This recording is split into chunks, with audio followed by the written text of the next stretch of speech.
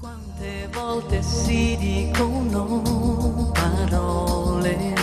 che vorresti subito cancellare e nascono barriere che non cavano più, ferendo chi ci ama come hai fatto tu. Quante volte anche i più grandi amori soffrono le pene di questi errori, e quante volte ci si perde così in stupidi rancori per poi trovarsi